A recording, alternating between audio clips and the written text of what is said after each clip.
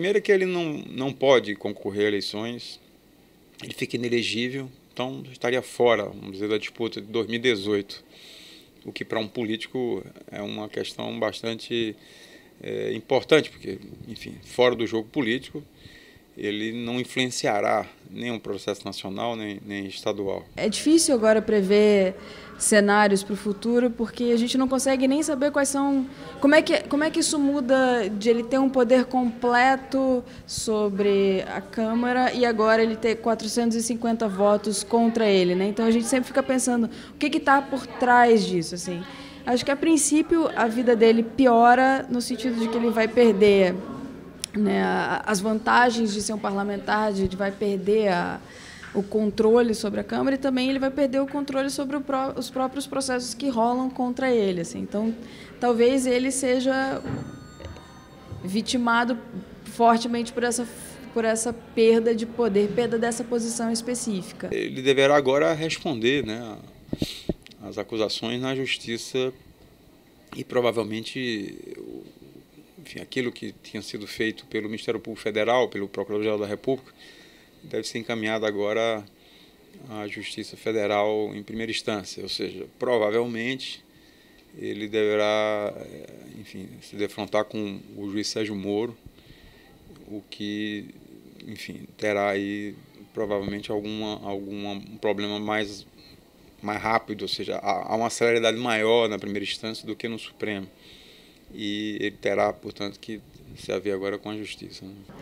Agora, o que isso vai ter de impacto para a política nacional em geral? Isso, para mim, é ainda muito difícil de prever, principalmente porque eu acho que a forma como se conduziu toda a eleição do sucessor do Cunha na Câmara, né, o Rodrigo Maia, acho que esse processo todo foi feito para ajeitar a situação do governo. Então, quer dizer, o Cunha ele foi útil por um período, agora ele não era mais do interesse você manter ele naquela posição, uma vez que toda a opinião pública está contra ele, enfim.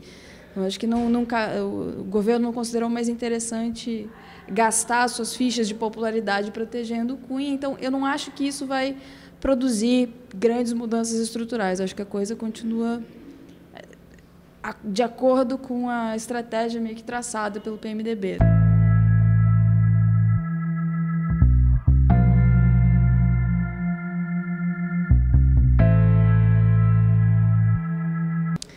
O PMDB é sempre um mistério para mim, porque é um partido que ele tem muitas divisões internas, então, para a gente saber para onde está indo o partido agora, é só com informação de dentro mesmo. E eu não tenho essa informação, não sou uma estudiosa do PMDB.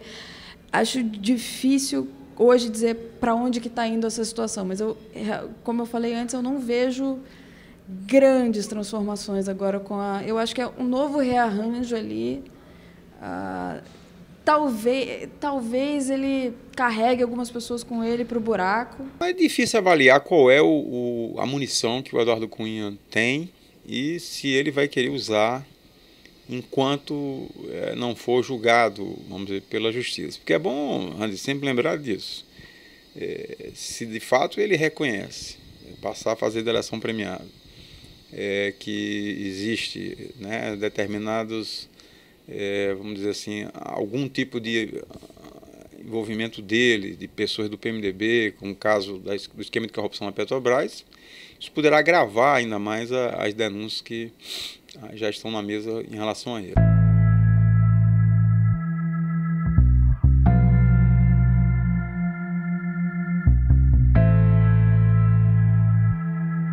As manifestações são claramente hoje contra o governo Temer, então não vão cessar, elas vão continuar e certamente não dá para saber ainda a dimensão ou quanto tempo ainda haverá fôlego para essas manifestações continuarem ocorrendo. Por quê? Porque, de fato, o governo Temer praticamente começou agora, com a definição do impeachment. Né? Até então ele era interino, como interino tinha muitas dificuldades de apresentar uma pauta, de apresentar propostas concretas para a questão da crise econômica ou outras questões. Agora não, agora de fato tem que dizer a que veio.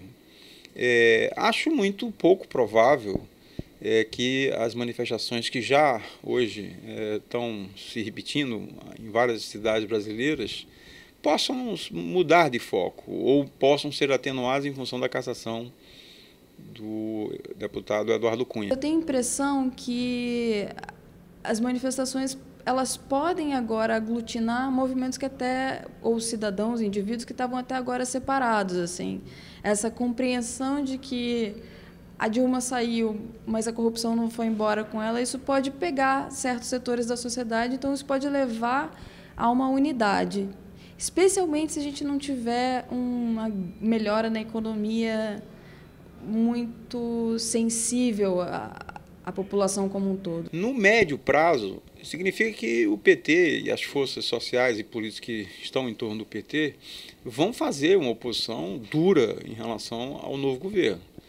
E, portanto, essas manifestações, protestos também da CUT, do MST, vão continuar. Não vejo como isso possa diminuir, porque, inclusive, já existe, depois das eleições municipais, uma perspectiva de, mais à frente, 2018, de tentar, vamos dizer assim, reaglutinar esse campo para o lançamento da candidatura do Lula presidente em 2018. Então, acho que a cassação do Eduardo Cunha fecha um ciclo que iniciou-se ali com a sua eleição em 2015, 1º de fevereiro de 2015, para a presidência da Câmara, e que uma sucessão de acontecimentos o levaram a esse isolamento e aonde ter uma derrota acachapante no plenário da Câmara de Deputados, normalmente 450 deputados que votaram pela sua cassação. Se a gente olha a história do Brasil, sei lá, desde o Império, crise econômica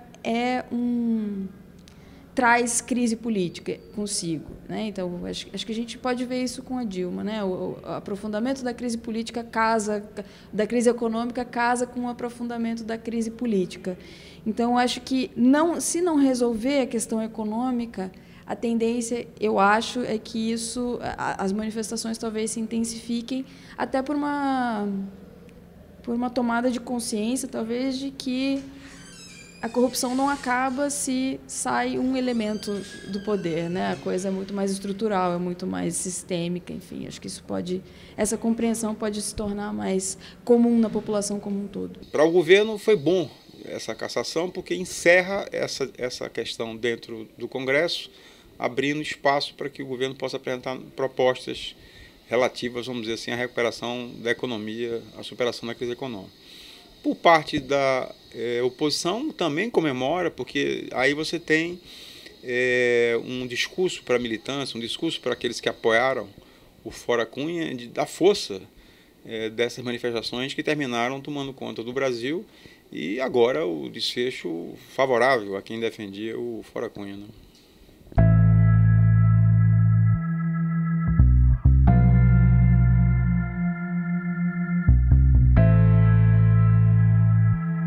Eu acho muito difícil hoje. Olhando o cenário hoje, eu acho bastante difícil. Assim. Eu acho que teria de haver forças muito poderosas na Câmara, no Senado, gente com poder de influenciar ali na tomada de decisões por cima, para levar essa bandeira à frente. Eu acho que não é suficiente isso vir só da população. Mas, pensando isso, juntando insatisfação com a economia, juntando insatisfação com a corrupção, sabe lá se isso vai pressionar suficientemente o governo ou se vai causar ruptura na base, sei lá, não sei se o PSDB, de repente, pensando que não vale mais a pena dar suporte a esse governo que tem tão pouca legitimidade, se também não embarca num outro barco. Depende da leitura que eles têm da situação política, da capacidade que eles vão ter de emplacar um nome, enfim, acho que tudo isso depende de andamentos que a gente ainda vai ver e da leitura que os muito poderosos têm da situação, né? Se eles acham que vale a pena encampar ou não, e isso também depende de uma costura de interesses de quem tem a mão na massa ali do poder. É pouco provável que a gente tenha eleições diretas no curto prazo, por 3 razões. Em primeiro lugar, o Congresso acabou de votar o impeachment da Dilma. Embora esse processo tenha sido até longo, não podemos perder de vista que mais de 2/3 de deputados federais, mais de 2/3 de senadores aprovaram o impeachment. Portanto, houve uma maioria que foi forjada nessas duas casas em função do impeachment. E, assim, assumiu o vice-presidente, segundo a Constituição, Michel Temer. É difícil imaginar que essas maiorias foram formadas e, portanto, decretaram o impeachment da Dilma, não vão agora dar algum apoio ao novo presidente, que se tornou presidente. 2. A questão de uma antecipação das eleições, que estão previstas para 2018, isso teria que haver uma emenda na Constituição. Isso não está previsto na Constituição. Isso teria que haver, como eu disse, um processo legislativo de emenda constitucional, que na prática iria significar uma redução do mandato do deputado federal em 2 anos e também de 2 anos do senador. Ou seja, eles teriam que renunciar a uma parte do seu mandato para viabilizar a eleição agora para presidente e Congresso Nacional. 3. A rigor, o cenário de uma nova eleição ou de uma antecipação da eleição só vai ocorrer se, no meu modo de ver, se a crise econômica sair do controle. Quer dizer, se você tiver um agravamento tão grande da crise econômica, o desemprego começar a crescer de uma maneira absurda e que a tensão social, portanto, comece a ter, normalmente, uma maior tensão social e, assim, o país, como eu disse, o governo perde o controle sobre a economia e aí não há outra alternativa para que a gente possa, inclusive, evitar algum tipo de problema maior, é a convocação das eleições.